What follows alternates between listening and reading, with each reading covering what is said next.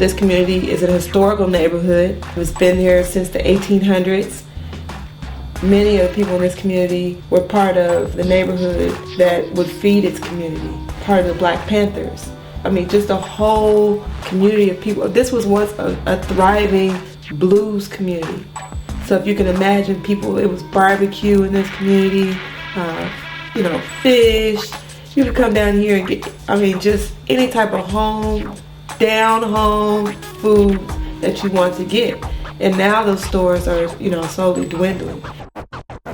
But Oakland during the 50s and 60s was a mecca for Black people simply because of the jobs. People moved here in the 40s from the South because of the war effort and the factories that existed in the Bay Area for people to move to. And those factories ended up producing other things afterward.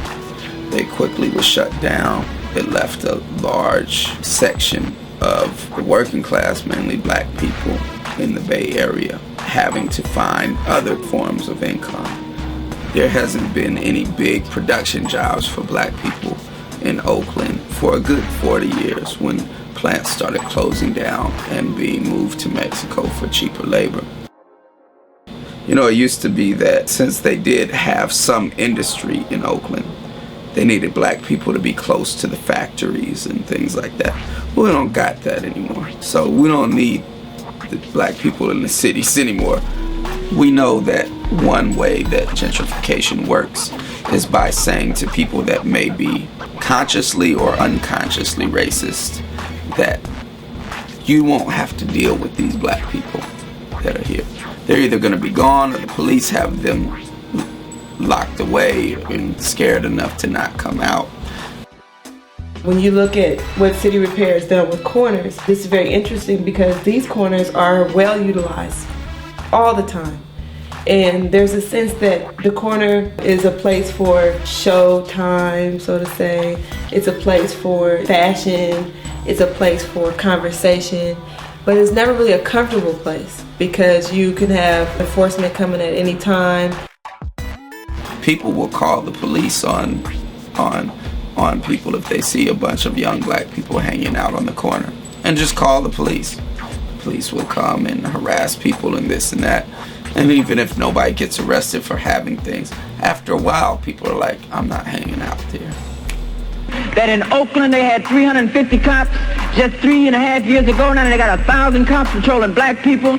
San Francisco's doubled its police force, and every area, major metropolis where Black people live all across this country, they've doubled, tripled, and quadrupled their police force, equipped them with tanks, all kinds. We got to stop it, brother. Let's get together and unify.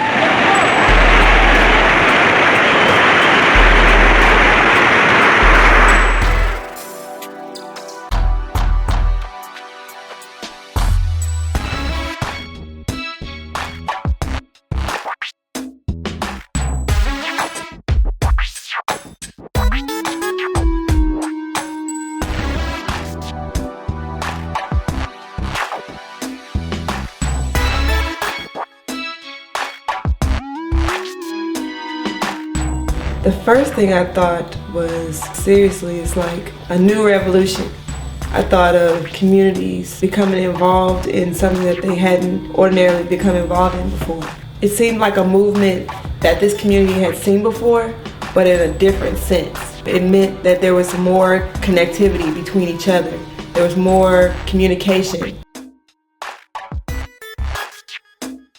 And the idea is that some people will move in and integrate into Black neighborhoods that really want to be part of the community. But the way to fight this taking over of a neighborhood is to make art and make things where the neighborhood can congregate more. And that if you're going to come, you're going to end up having to be part of the community.